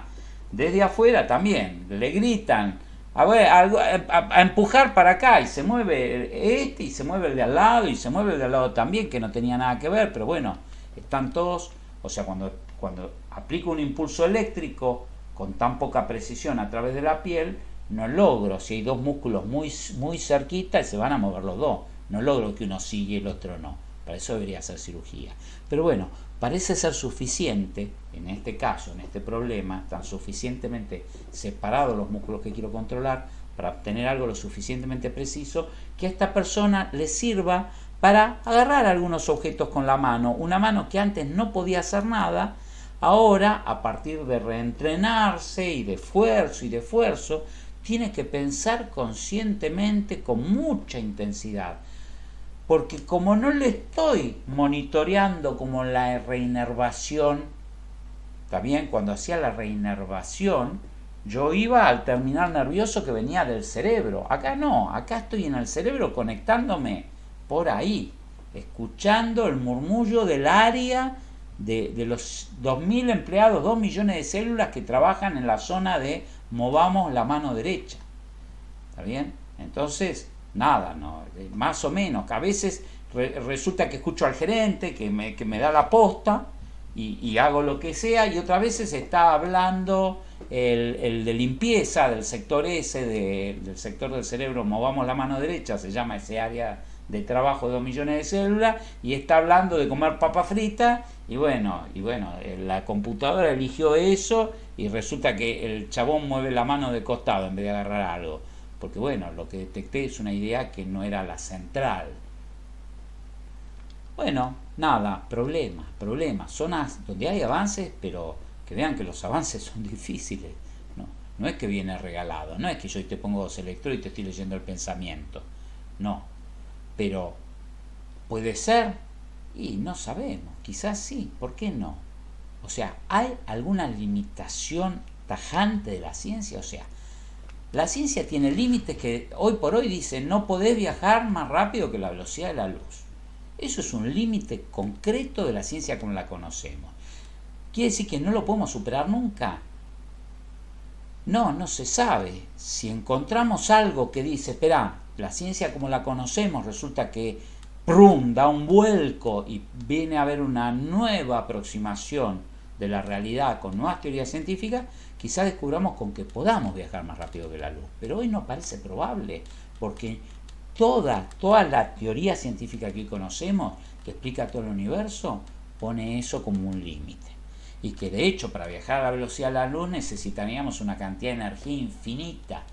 O sea, aún siendo un pequeño electrón, acelerarme a una velocidad cercana a la luz requiere energías terribles, de unos aparatos, los sincrociclotrones, tienen cuadras y cuadras de magnetos y de corrientes y de bobina para acelerar un electrón cerca de la velocidad de la luz, para hacerlo chocar contra algo y ver cómo se comporta cuando choca, pues pasan cosas raras. Bueno, hoy por hoy, no, eso es un límite tajante de la ciencia. No vamos a poder viajar más rápido que la luz, no parece probable.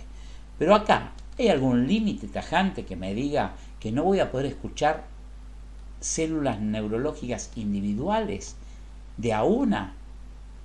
Parece que va a ser una tarea complicada, pero no hay nada que se oponga. Si yo logro los electrodos hacerlos cada vez más chiquititos hasta que el electrodo tenga el tamaño de una célula, y el integrado que no maneje 2 o 3 señales eléctricas, sino que maneje 2 o 3 millones de señales eléctricas de 2 o 3 millones de células nerviosas, y que tenga un programa que aprenda todas las señales y aprenda cuáles son importantes, cuándo es el gerente el que está hablando del área y cuándo es el ordenanza el que está hablando, y decir, bueno, vamos, el que tiene las órdenes estructuradas y el plan de trabajo de movimiento es el gerente. No, los demás son discusiones internas de cómo lo hacemos, de tengo ganas de ir al baño y otras cosas que pasan en cualquier oficina que no tiene que ver con el plan maestro de ejecución del área, ¿no? Sino con la dinámica de convivir, de vivir. Digo que hay funciones neurológicas que están generando disparos eléctricos y pensamientos que quizás sean completamente secundarios o terciarios a la idea de movimiento que es la importante. Entonces, aprender a discriminar uno y otro es algo que un programa no va a poder hacer. Sí, ¿por qué no lo va a poder hacer? Con inteligencia artificial, con suficientes procesadores. Quizás no te quepa en el bolsillo, quizás no te lo puedas poner en el cinturón. Sea una caja grande que tengas que llevar con una carretilla por unos cuantos años hasta que aparezca otro tipo de computadora más chiquitita. Pero se puede computar 1 millón de cosas distintas y 10 millones de cosas distintas y entenderlas así. O sea que va a poder mejorar esto a nivel de que yo con la cabeza pensando pueda con mucha precisión controlar cosas distintas de una máquina, de un simulador o de una comunicación, y es posible que esto pueda pasar perfectamente, y podría encontrar esas células que realmente transmiten afectos y sensaciones, y compartir eso y transmitirlo, y que otra persona sienta en forma vicaria, o sea, en forma externa, una palabra rara, no se usa mucho, vicaria. Es algo que vos lo sentís en nombre de, vos estás sintiendo lo que está viviendo otra persona. O sea, alguien está sintiendo el placer de un gusto, de tomar un helado, y vos estás sintiendo esa misma sensación sin estar tomando un helado.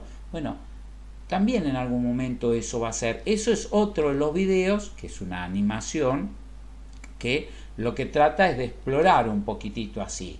Medio parece ciencia ficción, pero digo, es ciencia ficción hoy. Pero no hay nada que diga. Es como decir, a ver, ¿cuál es el edificio más alto que podemos construir con ladrillo? Y todavía no se sabe. O sea, tendrá que tener bases más anchas, tendrá que tener más hierro, pero en principio parecería no haber un límite muy claro de cuál es la estructura más alta que puede hacer el hombre. En algún momento sí, quizá empiece a decir, bueno, mira, ya más que esto no, porque por esto, por el otro. Pero hoy podríamos hacer un edificio que llegue hasta la estratosfera. Y yo supongo que si es lo suficientemente amplio y suficientemente reforzado, podría hacerlo. Y bueno, también podría hacer esto de tener interfaces neurológicas, que acá le dan otro nombre distinto. Este videíto es un videíto que es una animación que habla desde lo concreto hoy del implante coclear que existe. O sea, ese nene por primera vez no escuchó al papá, ese nene con esa cara escuchó algo que fue nuevo. O sea, ni siquiera podemos decir que escuchó. Tuvo una sensación en el cerebro de algo que no había experimentado jamás en su vida y se sorprendió. Él no sabe que eso es oído porque no tenía oído previo. O sea, hasta ese momento su cerebro nunca había experimentado el sentido de la audición. Entonces, quizás sí, porque no es que debe haber tenido otras cosas, pero en ese momento obviamente algo le pasó, porque ese rostro está indicando una sorpresa que no es fingida en esa edad. O sea que algo tuvo una sensación que fue un descubrimiento, y es que tiene un implante de cóclea, un implante que tiene en el exterior, hay un microfonito, un amplificador, una computadora en alguna parte, o en el cinturón, o acá atrás, no importa si él lo tiene portátil con él o está a 1 metro de distancia. La cosa es que el sonido ambiente lo está procesando una computadora, lo está digitalizando, lo está transmitiendo algo que debe estar en el oído que no vemos, no está en este oído de acá, estamos en el oído que no vemos.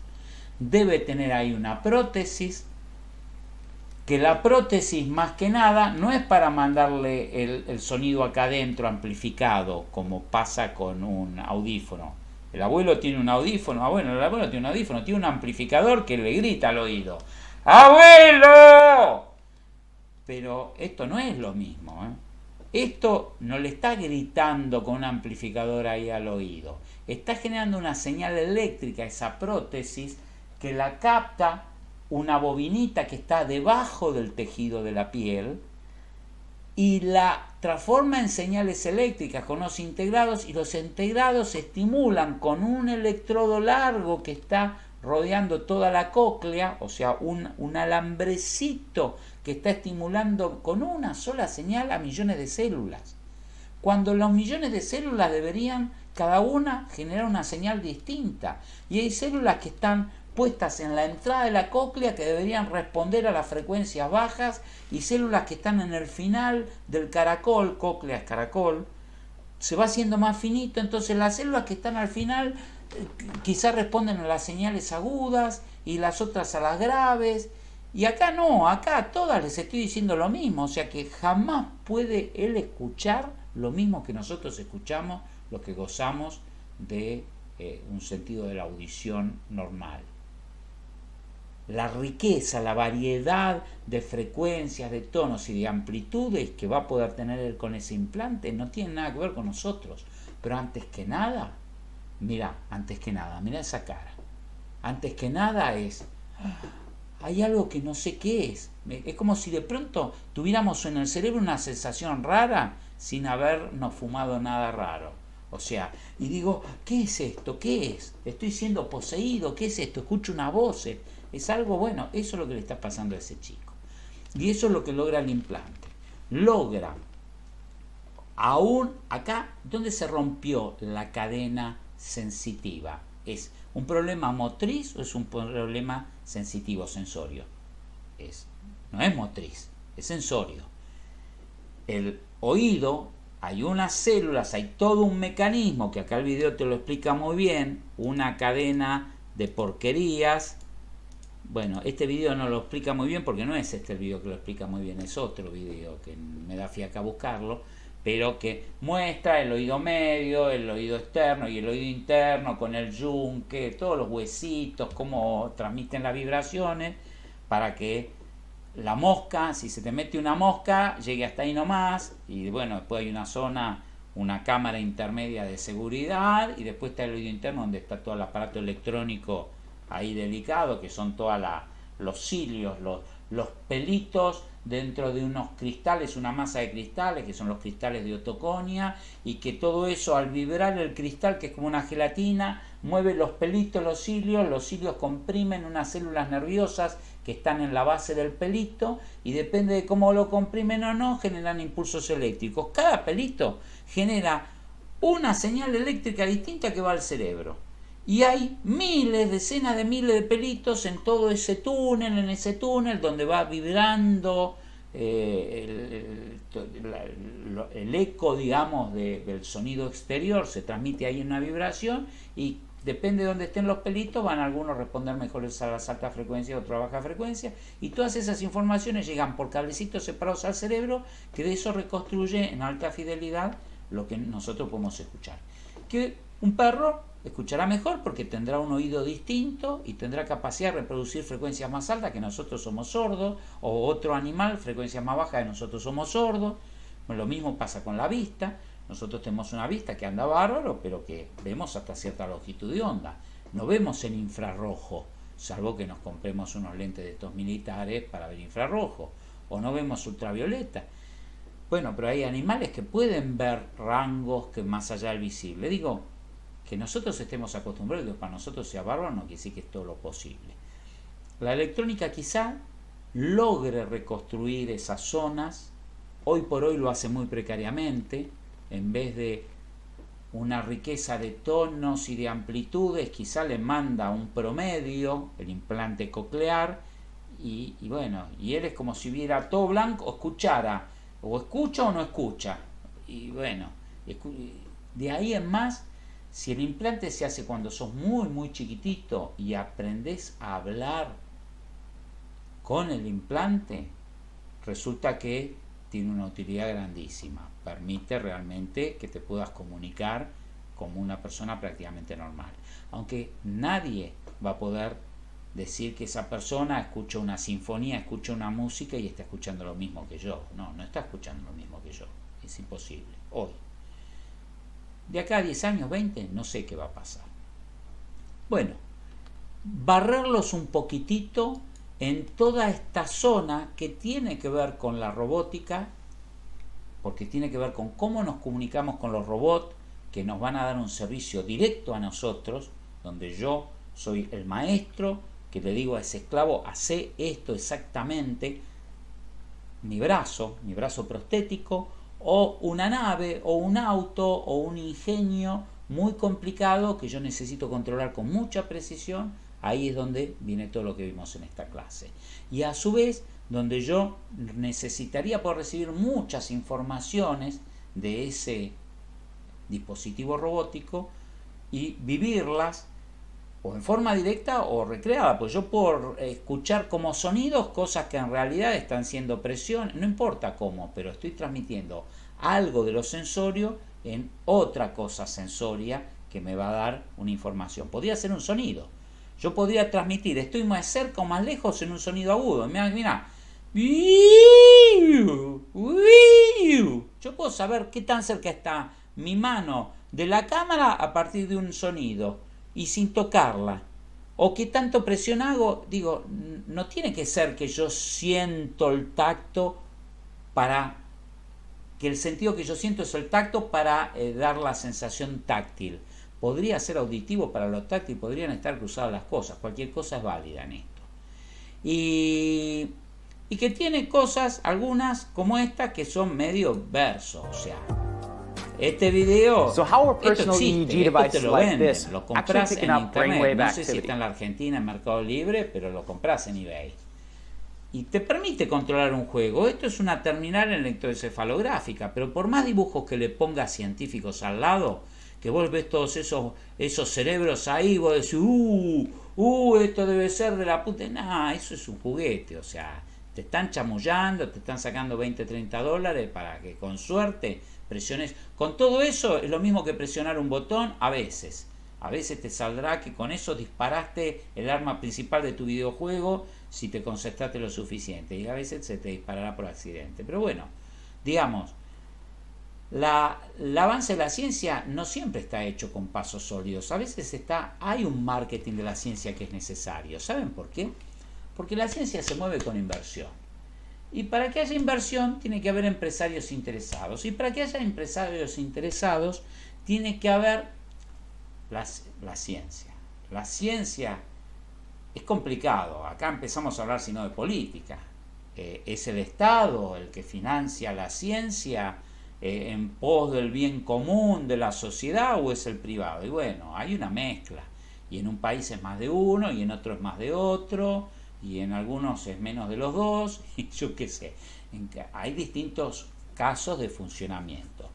Pero la verdad es que nunca nadie tiene más plata que los privados, y donde la ciencia avanza más rápido es donde hay financiamiento privado, porque hay un negocio detrás. Y para que haya un negocio detrás tiene que haber una fantasía. Yo le tengo que vender al público, a nosotros, yo público, ustedes público, la fantasía de algo que están comprando, algo que es increíble.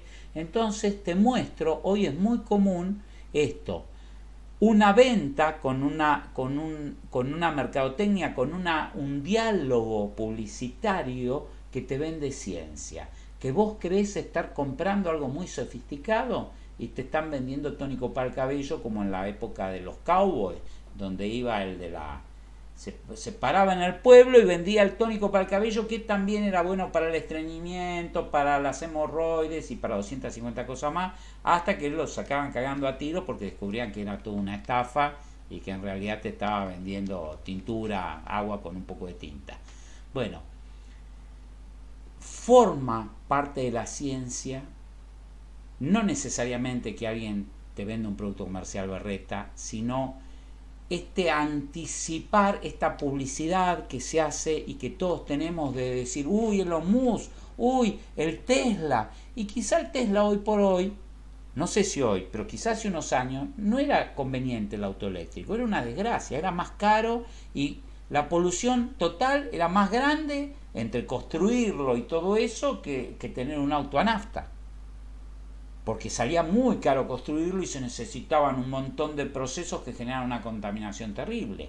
Pero a partir de esa posición y de ese optimismo social y de esa ilusión que genera esta publicidad, había una sociedad receptiva a los avances científicos, diciendo, cuando les hago una pregunta de qué piensan de las expectativas y de los miedos, de alguna forma me contestaron en el trabajo práctico uno, yo leo de cada uno y leo un mensaje social, o sea, nuestra sociedad argentina, de Villa Tesey, de cierto sector, qué piensa de la ciencia, qué piensa de la robótica, y si predomina el miedo, si predomina el cuidado, si predomina la responsabilidad, si predomina la fantasía de tener todo cómodo. Estamos metidos dentro de eso, se nos vende también eso. Bueno, ya no sé qué más decir en esta clase, a ver si me estoy olvidando algo. Por alguna extraña razón, será porque era medio repetitiva. La prótesis retiniana de grafeno, que no hablamos mucho, Quedó claro que el sensor intracraneano en este caso era un caso muy particular donde recibo información directa del cerebro de qué quiero hacer, de qué quiero mover, y en vez de aprovecharla para mover un brazo robótico, como sería lo habitual en nuestra materia, de ahí me conecté a mi auto. Mi Tesla tiene un enchufe que me lo enchufo acá, y de además yo hago así y digo doblar a la derecha, doblar a la izquierda, testear tal cosa, sintonizar tal. O sea, voy pensando en distintas cosas.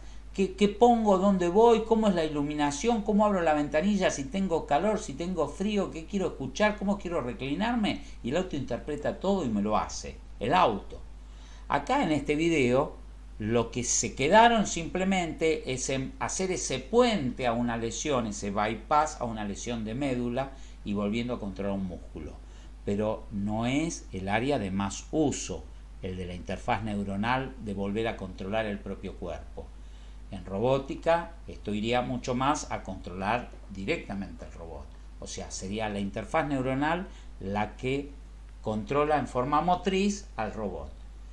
Y habría otras interfaces neuronales, que no son las de este video, que reinyectarían en el cerebro eventualmente o en alguna parte del sistema nervioso aguas abajo las sensaciones de cómo la del sonido en el implante coclear. Ahí inyecto algo que se parece al sonido, podría inyectar algo que se parezca al tacto o a la temperatura, o al olfato, o a la visión. Y ahí viene esto, la prótesis retiniana de grafeno.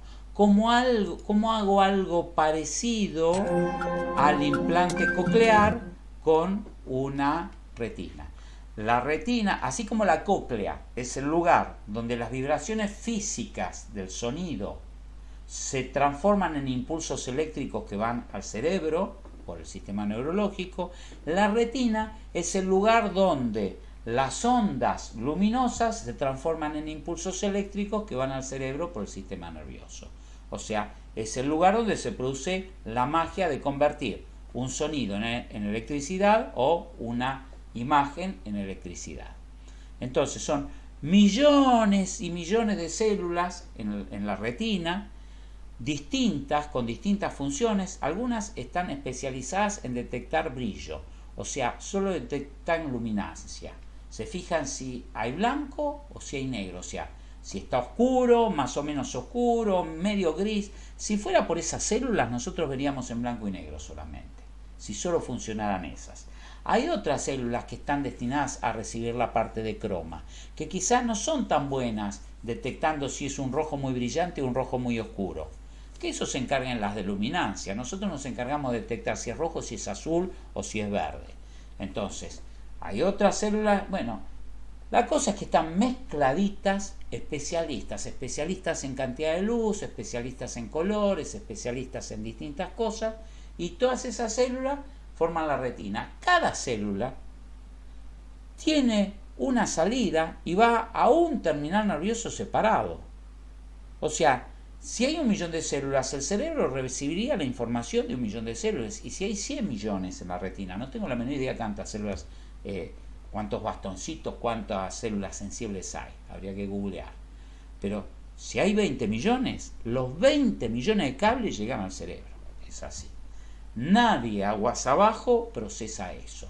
El cerebro es el que después hace un procesamiento que ni te cuento lo que hace el cerebro.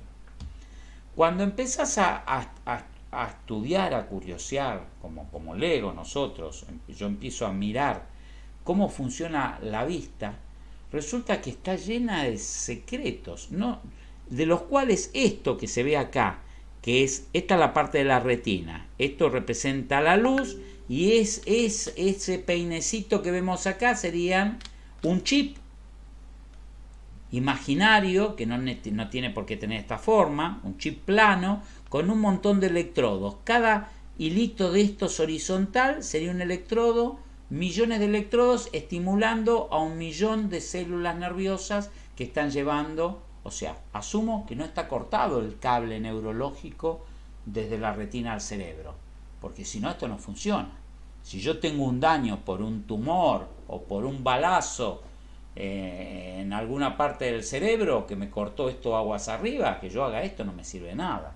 Esto quiere decir que el problema, esta persona es ciega porque tiene un problema acá. Acá sirve el implante de retina.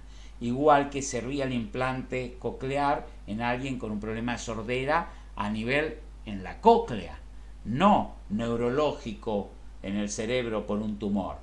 Porque ahí, olvídate, que haga esto no le cambia nada.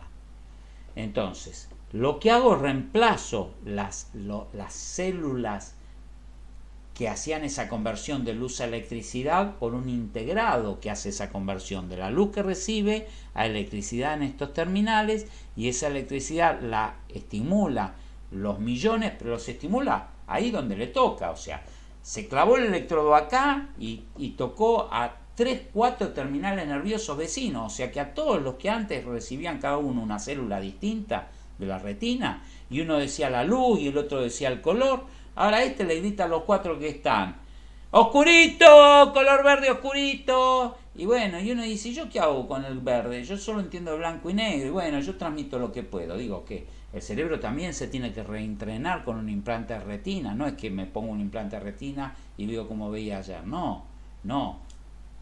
Después de algunas semanas quizá empiece a distinguir qué es luz de qué es oscuridad, pero es como si tuviera un sentido nuevo que hasta ahora no había tenido. Recibe todas las señales, todas mezcladas. Lo que debería ir acá, el píxel que debería ir en la parte superior izquierda de la pantalla, me la manda por el medio, el otro me lo manda por el otro lado, está todo mezclado hasta que el cerebro vuelve a entrenarse de eso, a hacer pie. Pero el cerebro tiene una capacidad de cómputo que es increíble. Resulta que parece ser que el cerebro, cuando vamos mirando a alguien, las células de la retina, si yo las estimulo mucho tiempo con la misma luz, se cansan. Entonces empiezan a transmitir cada vez menos. Entonces lo que hace es, no dejo las imágenes. El cuerpo humano está diseñado para que yo no estimule con una imagen. Si yo miro fijo a algo, en realidad no estoy mirando fijo. Está moviendo, mi cerebro está moviendo y está cambiando el punto de visión todo el tiempo para que no se cansen las mismas, o sea, para cambiar que las imágenes le vayan a distintas células de la retina y que ninguna se agote mucho. Claro, si es una imagen toda lisa, y bueno, mucho remedio no hay, porque liso azul, lo cambie como lo cambie, voy a seguir viendo liso azul, entonces se van a agotar. Y ese agotamiento después se ve como algo que se llama la postpercepción retiniana. Cuando nosotros vemos un color, una imagen con colores muy rojo, verde, yo qué sé, muy claro, y la miramos mucho tiempo, después sacamos la imagen, cerramos los ojos y vemos unas manchas con los colores complementarios. O sea, donde estaba el azul vemos en el amarillo, vemos el verde, yo qué sé, no sé cuál es el complementario de nadie, pero pasan todas esas cosas por estas fatigas que le digo. Bueno, resulta que el cerebro, yo miro acá, miro allá, te estoy mirando a vos y te miro un poquito acá debajo del ojo, te miro un poquito la nariz, te miro el nacimiento del pelo, te miro la oreja, te miro el mentón, y yo no tengo idea que estoy haciendo todo eso. No lo hago voluntariamente. A veces sí, a veces justo me llamó la atención y pispeo la oreja o miro en la mano si tiene anillo o no tiene anillo, yo qué sé, no sé, esas cosas las puedo hacer voluntariamente. Pero digo, aunque no las haga voluntariamente, en una imagen, en un paisaje, si yo viera eso en una filmación, lo mismo que ve el ojo, vería un desastre, no entendería nada, porque se estaría moviendo todo el tiempo la cámara para todos lados y diría: esto es una porquería, me marea. El cerebro lo hace como lo hace él mismo, te filtra, te reconstruye una imagen, el cerebro está recontento, vos te quedás recontento, vos estás viendo todo tranquilo, todo suave, todo, y es una reconstrucción, no tiene nada que ver con las verdaderas imágenes que están mandando las neuronas del ojo. El ojo está mandando imágenes fuera de foco, muchas están desenfocadas mirando la oreja, y sin embargo vos estás muy contento que estás viendo el cuadro total. Y el cuadro total no lo estás viendo nunca, te lo está inventando el cerebro. Digo que si es una computadora que tiene posibilidad de hacer eso, con un poco de tiempo, también te va a reacomodar los píxeles y va a reconstruir una imagen, aunque la tenga toda toda mezclada. Bueno, eso es todo. El objetivo de la clase es decir que este terreno donde el cuerpo humano y la biología del cuerpo humano no solo se usa ya como un modelo para afanarle ideas, que también se lo usa, sino que en este caso hay que entenderlo al cuerpo humano para poder conectarse al cuerpo humano.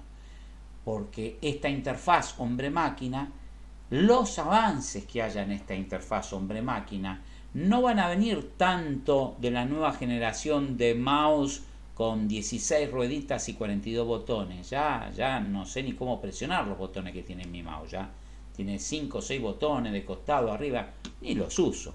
La verdad que lo compré y no los uso. Van a venir de otros mecanismos mucho más complicados de conectarse, que no son los que imaginamos hoy.